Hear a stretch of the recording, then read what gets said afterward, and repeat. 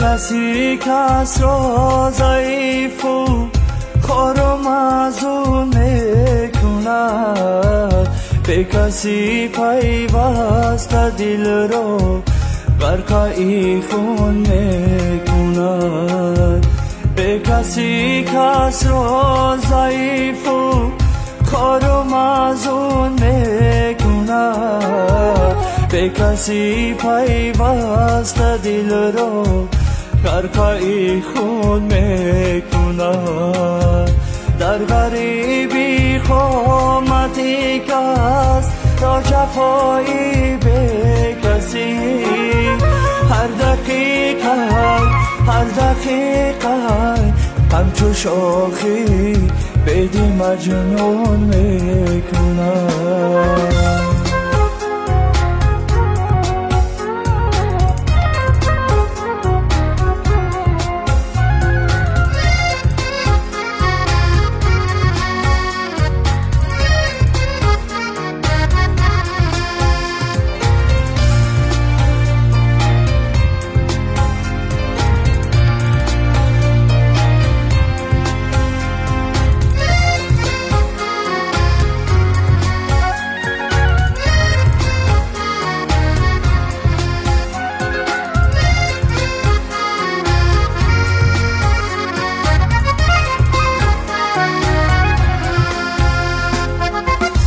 کسی دستی به کسی می سوزد از پا بسر، گیره ها بر حال زارش آبی جیهون می کند. هر کی می گردد جدا از مادری خود از وطن، ترسیدم بر این جونی کس چرخی گردون میکند.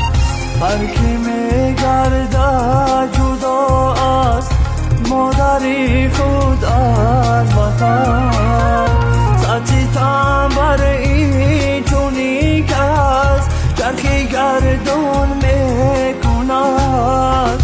به کسی کس را ضعیف و خوار و معزول میکند، به کسی پیوسته دل را غرقه خون میکند.